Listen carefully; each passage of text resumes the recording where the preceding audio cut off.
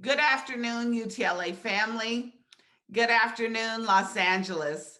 And a big shout out to all the educators out there, parents, grandparents, guardians, and students. So happy to have you with us today in our virtual space. Today's edition of Facebook Live is focused on the tentative agreement we reached for a safe return to in person learning. During this brief but robust conversation, we will walk through what a new school day will look like and what safety protocols have been in place to ensure that students, their families, educators, and the entire school community feel safe and are actually safe. Today, we will be joined by members of our bargaining team, Elementary Vice President Gloria Martinez and Secondary Vice President Julie Van Winkle, who will walk us through specific aspects of the agreement, particularly the elementary and secondary school day schedules. We will also have officers and bargaining team members engaging in the chat to answer all of your questions regarding the tentative agreement and the accountability measures that have been put into place to make sure that the tentative agreement is adhered to. To all the amazing parents, guardians, and members of the education community joining us on behalf of Reclaim Our Schools Los Angeles, I want to invite you all to an important Teletown Hall event happening tomorrow. We will talk about the agreement during the robust conversation and answer questions about what a safe return to schools will look like. The event is open to everyone and will take place at 12:30 p.m. It will also be streamed live online. More details on the event will be posted in the chat below. Earlier this week, I completed a tour of Panorama Technical High School with Superintendent Austin Butner and school board members, where I saw examples of every element of what it will take to return safely. From health screenings and temperature checks to cleaning and disinfecting methods that will be utilized daily to ensure that classrooms, hallways, and the entire school building is clean and sanitized.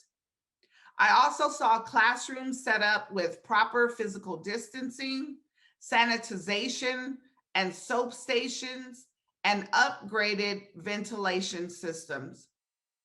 Allow me to be clear. We must see these measures in place across the entire school district, at every school. And that can only happen with your help. UTLA will continue to hold this district accountable, and we can only do so if we hear from you, our members, to ensure that every school has the same health and safety protocols like the ones we saw at Panorama High School. It requires that you all understand the tentative agreement and speak up when something is out of place. We know that educators have not been standing in the way of reopening. A pandemic that has taken millions of lives across the world and over 23,000 in Los Angeles alone is standing in the way of reopening. In Los Angeles, this horrific pandemic has disrupted our students' lives, has claimed the lives of far too many family members, friends, and neighbors, and has given birth to an unholy trinity of fear, mistrust, and understandable frustration. As a lifelong educator, a parent, and a product of Los Angeles Unified School District, I too have felt that frustration, uncertainty, and fear. And throughout this conversation, we hope that these feelings can be met with empathy and information. As educators, we should be proud that we used our collective voice and power as a union to stand up for our students and their families. This agreement took painstaking work and happened despite the unfair and malicious attacks by those who want nothing more than to destroy collective bargaining and the opportunities afforded from an equitable public education. Together, our bargaining team, with input from educators, parents, students, and the entire education community, was able to craft an agreement that represents that gold standard of health and safety protocols for students, parents, guardians, educators, and all those that are a part of the education community. Beyond just protecting our schools in Los Angeles, this agreement will serve as a model for others across the country still engaged in the fight forward for a safe return to in-person learning. The district agreed to all three safety criteria voted on by an overwhelming majority of UTLA educators as the necessary conditions for a safe return to in-person teaching and learning. Those three are full vaccination for school staff, a measure that has been made possible thanks to educators and school staff's prioritization in the vaccination distribution process. 2, returning only when Los Angeles County falls below the purple tier. Los Angeles County is moving into the red tier, but will remain vigilant as we monitor community transmission rates. 3, enforceable safety conditions and protocols at every school, including PPE, stringent social distancing, improved ventilation, and a new daily school building cleaning regimen. UTLA educators, it is important to meet with your chapter leaders who will walk through the agreement. You'll be voting on the agreement starting next Thursday, March 18th. Voting will be open until 5 p.m. on Sunday, March 21st. The vote will be run by the same outside company that ran our safe return vote. So look for an email next week from Integrity Voting Systems, and look in your spam folders as well. Before handing it over to Gloria and Julie, allow me to end with this. For decades, we as educators have been given a lemon, sometimes dozens of lemons, and we have always managed to turn them into lemonade. As we begin this new chapter, we have been called upon to do it again. With so much at stake for our students and their families, we must continue to be united and begin to reimagine, re-envision a new normal, holding fast to the ideas for safety, racial equity, and the power that public education has to heal. Now I'll hand it over to Gloria and Julie, who will explain more about what the school day will look like at elementary and secondary grade levels. I will be back for a wrap up at the end. Take it away, Gloria. Thank you, Cecily. Hi, everyone. My name is Gloria Martinez, and I am Vice President of Elementary Schools at UTLA. And I'm going to take a few minutes to highlight the key components of our agreement for elementary schools. But before I do, I just want to remind our school communities that we are continuing to bargain on effective practices and procedures for providing special education services, designated instructional services, health and human services, and visual and performing arts itinerant services. Now that we have an agreement that ensures safe returns for all schools and builds a structure for the school day, we can layer those critical services we deliver to our students on that foundation. Let's start with a few key pieces on the agreement that reflects the concerns we heard from our schools. First, there will be no simultaneous teaching. Simultaneous teaching was something parents and teachers both wanted to avoid. We wanted to make sure that educators were allowed to better focus on students, whether on Zoom or in the classroom. And we feel that that is possible if they do not have to shift between teaching virtually and in person at the same time. Another key concern is keeping our students with their current teachers. This late in the school year, we want to preserve the deep connections and the learning communities our educators have built with students and families. So all efforts will be made to keep any reorganization of classes to a minimum. To minimize class reorganization, there will be 2 learning cohorts, one in the morning and one in the afternoon. And this can look like this: 2 in-person cohorts, 2 online cohorts, or 1 in-person and 1 remote cohort.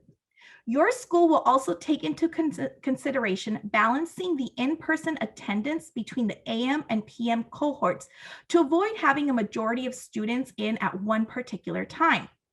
The cohorts will be created based on parent survey responses and staffing considerations.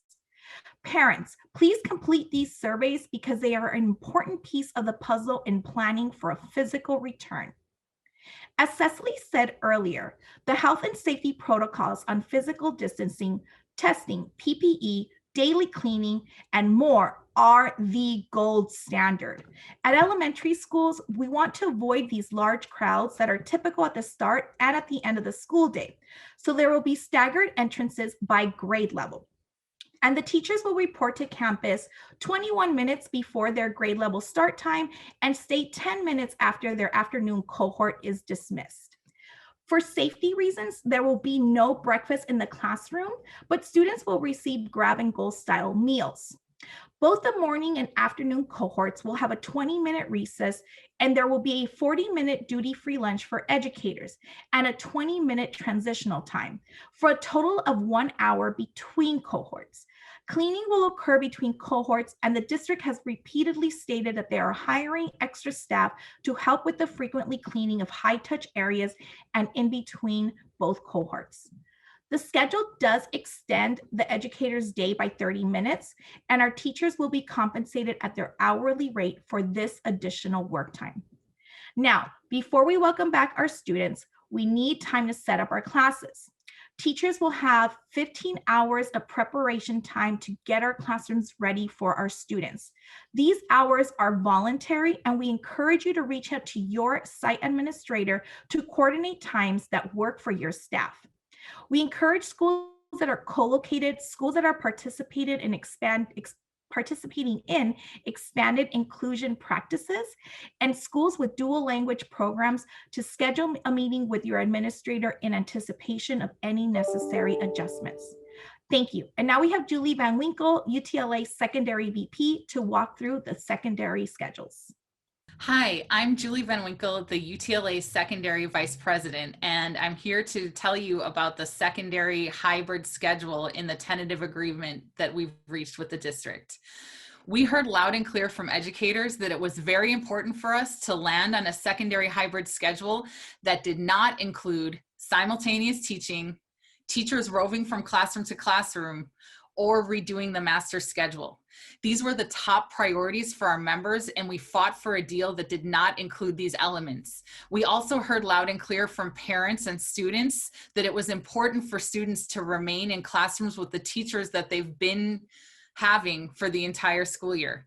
Both the district and UTLA recognized that it would not be safe for secondary students who transmit the virus like adults do to switch classes as they normally would do. This left only one other possibility: continuing academic classes online, but keeping the in-person students in their advisory groupings. In these schedules, H and L advisories will alternate days. So students in H advisory who choose to return in person would go in on Tuesday and Thursday, and students in L advisory who choose to return in person would go in on Wednesday and Friday. Mondays would alternate. This new schedule will begin each day with remote advisory from 8:30 to 9. At this time, the teacher will be alone in their classroom, Zooming with all the students who are remote on that day. Meanwhile, between 8:30 and 9 o'clock, the in-person students are in a designated eating area being supervised by substitute teachers. Now, eating during the hybrid schedule is not going to look like it did during normal times. Students are not all going to be in one area. They're going to be distributed throughout the campus and distanced. At 9 o'clock, the students enter their advisory classrooms and morning opening, which is essentially in-person advisory, begins. This is time for advisory only with those students that are physically in the classroom with the teacher. At 9:30, academic classes start. The teacher will be on Zoom with their period 1 or period 2 on even days, and their advisory students will be with them in the classroom. The district will provide noise-reducing headphones to teachers and students upon request. There's a 10-minute break between each academic class. This will allow time for stretch breaks and bathroom breaks. The district also plans to deploy substitute teachers and central office personnel to help supervise. They're anticipating being able to provide 1 additional adult for every 3 classrooms. Later in the day, there's a second in-person advisory time. This was added to increase person-to-person interaction during the day. For lunch, students will go to the designated eating areas. There will be no eating in classrooms, and student groups will be separated. It will not be like a normal lunch. Students are dismissed at 2:30 every day. From 2:30 to 3:30, teachers are on campus doing PD and common planning or faculty meetings on Mondays, and they have additional conference period time on Tuesday through Friday, because we recognize that during the school day, you will have your conference period, but you will also be in the room with your advisory students. So you will need that additional time at the end of the day to communicate with parents and students. There are some frequently asked questions about the secondary hybrid schedule. I'm going to answer a couple of them. I also encourage you to look at utla.net for more frequently asked questions. What classes will secondary teachers be teaching live? They'll only be teaching advisory live. All of the other classes will be conducted via Zoom. So it's a continuation of what's been happening with remote learning. This means that the students in your physical classroom will have advisory live with you, but will be Zooming to various other classes for each academic period. Meanwhile, you'll be Zooming to your virtual class at the same time. And again, the district has noise canceling headphones for students and for teachers. So your classroom will essentially be a shared workspace with students and teachers each Zooming into their different their different classes. This is far from a perfect setup, but it will provide students with social emotional support and the chance to engage with their peers, and it is preferable to disrupting students' class assignments so late in the school year. Another question: how do I as an advisory teacher prioritize helping students with tech issues and focusing on my lesson that I'm teaching via Zoom? This is going to be the most challenging aspect to the schedule. We've built in more time between Zoom classes, 10 minutes, to allow for bathroom and stretching breaks. And the district plans to assign 1 substitute for every 3 advisory classrooms. They can help with some issues. However, we know that there will still be disruptions, and we encourage advisory teachers to discuss with their in-person students during advisory time so that students understand that they will have to be patient. Another common question is, what about teachers or staff that don't have advisory?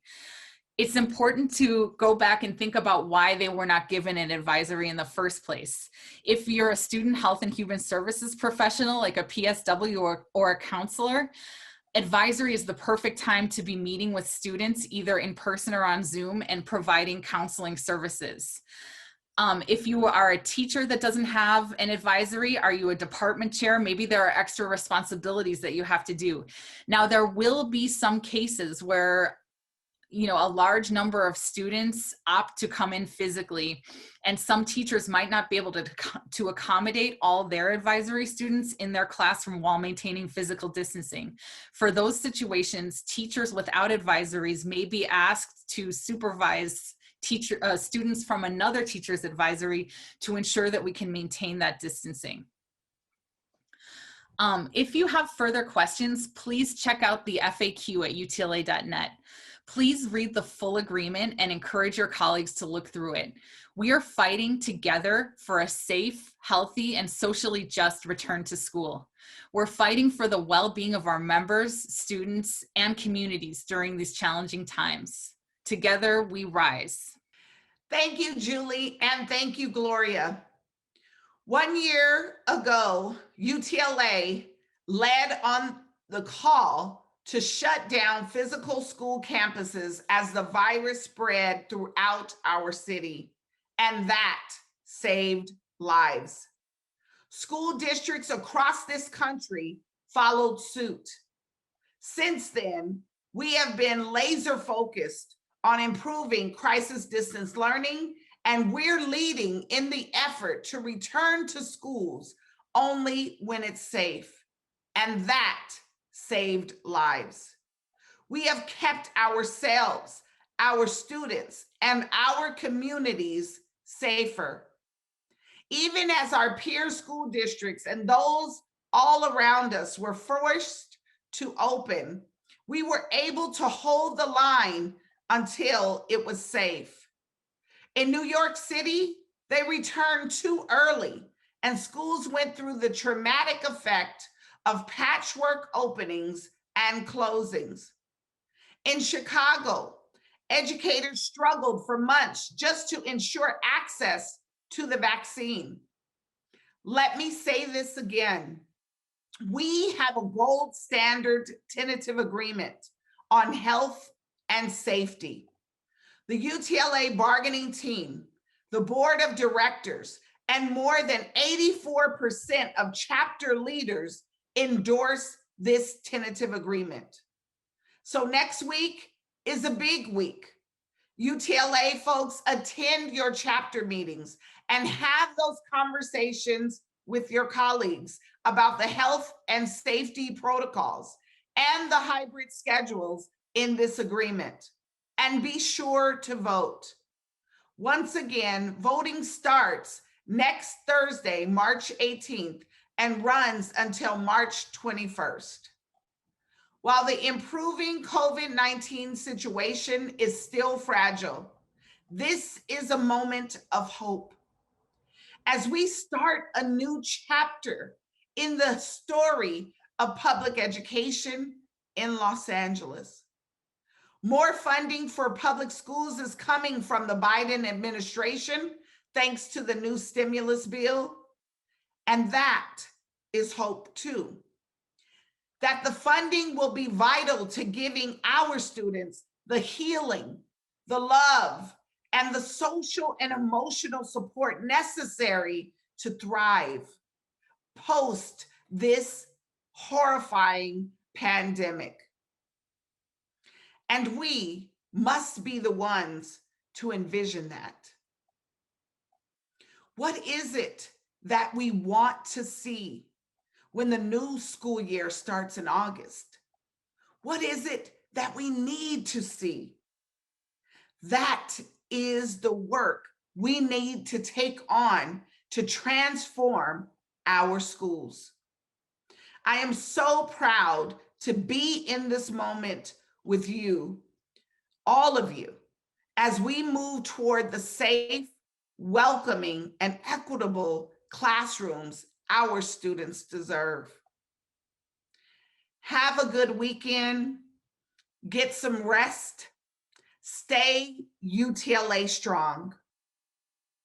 Because folks, together we rise.